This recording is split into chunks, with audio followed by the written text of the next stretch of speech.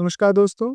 आज के एपिसोड में हम डिस्कस करेंगे non deterministic finite automata. Non deterministic finite automata का मतलब है कि हम एक स्टेट पे अगर हम हैं और वहाँ पे हमें कोई इनपुट मिलता है तो हम किसी भी स्टेट में जा सकते हैं या एक से ज़्यादा स्टेट में भी जा सकते हैं। और ऐसा भी हो सकता है कि हमें सेम इनपुट पे हम दो अलग अलग स्टेट में मूव करें, जिसका मतलब हो गया कि हमारा एक स्टेट से दूसरे स्टेट में मूव करने का जो कंफर्मेशन नहीं है, दैट मीन्स कि नॉन डिटर्मिनिस्टिक है, डिटरमाइन नहीं है। तो इसीलिए हमारा ये नॉन डिटर्मिनिस्टिक फाइनाइट ऑटोमेटा कहलाता है। इसके अंदर फाइनाइट ऑटोमेटा कहने का मतलब है कि इसके जो स्टेट्स है वो फिक्स्ड हैं। ठीक है, कि हमारे नंबर ऑफ स्टेट्स कितने होंगे वो फिक्स हैं।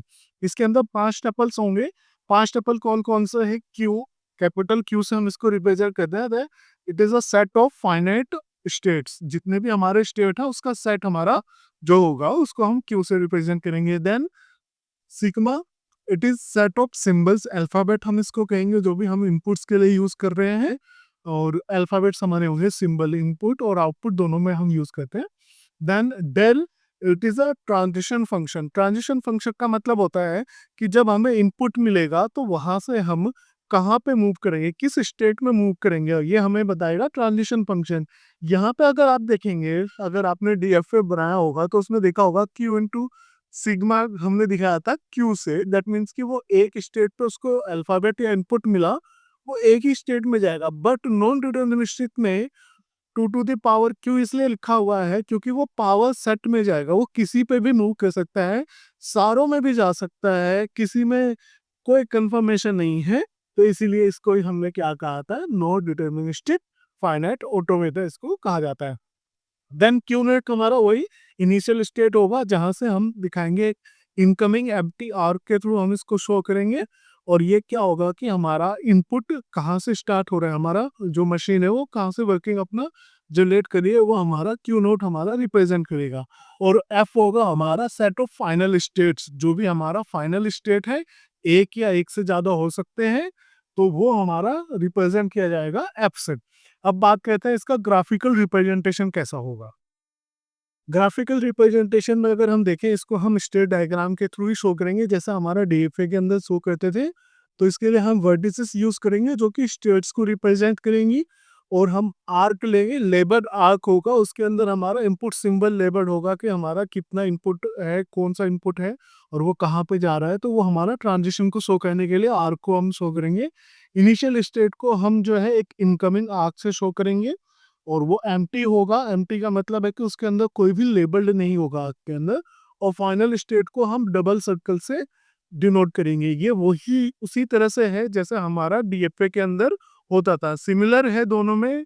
इसको रिप्रेजेंटेशन या स्टेट डायग्राम जो हमारा रिप्रेजेंटेशन होगा वो बिल्कुल दोनों में सेम रहेगा। बट डिफरेंस क्या हो जाएगा कि हमारे इनपुट सिंबल पे कहाँ जा रहा है वो थोड़ा सा मेन डिफरेंस हो जाता है डीएफए और एनडीएफए के अंदर। ठीक है, तो अब हम इसको बनाते हैं।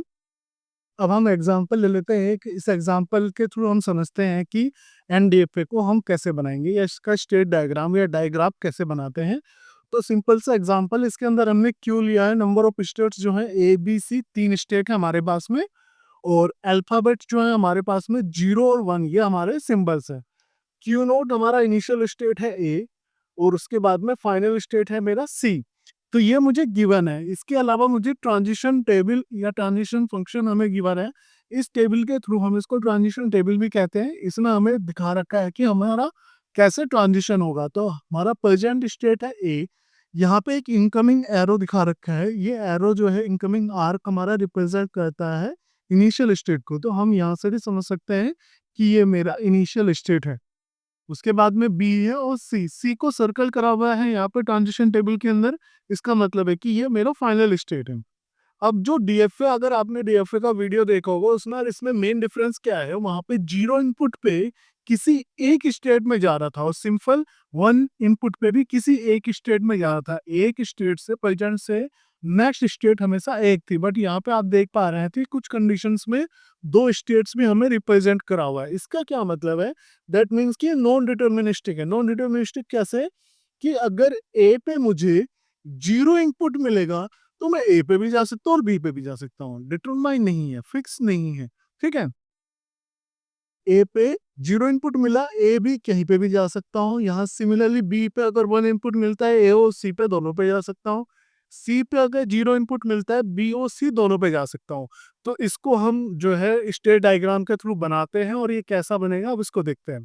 तो सबसे पहले मैंने जो है इनिशियल स्टेट क्या है मेरा ए, तो इनिशियल स्टेट को मैंने बना लिया ए को, और इसको इनिशियल ऐसे शो कर दिया। इसके बाद में बी और सी दो और स्टेट हैं, तो मैंने इनको भी बना लिया, और सी मेरा जो है फाइनल स्टेट है। तो इसको क्या करा मैंने, डबल सर्कल कर दिया। ठीक है, फाइनल स्टेट को हम डबल सर्कल से डिनोट करते हैं। ठीक है, अब यहाँ पे ए पे मुझे 0 इनपुट मिल रहा है, तो मैं कहाँ जाऊंगा, ए और बी दोनों पे जाऊंगा।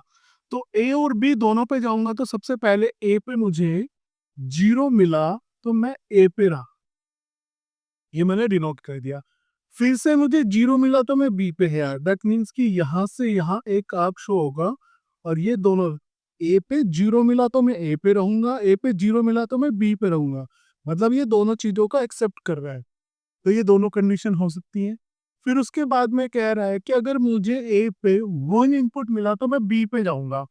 तो एक और आर्क में शो कर सकता हूँ यहाँ से यहाँ 1 इनपुट के लिए, और ये दोनों को मैं कंबाइन कर दूंगा। और जब इन दोनों को कंबाइन करेंगे, इसके हम रूल्स पढ़ेंगे आगे की वीडियो में। अभी मैं आपको समझा देता हूँ कि दोनों को मैं कोमा से डिनोट कर दूंगा। ठीक है, तो इसका मतलब होगा 0,1 दोनों पे ही मैं ए से बी पे जा रहा हूँ।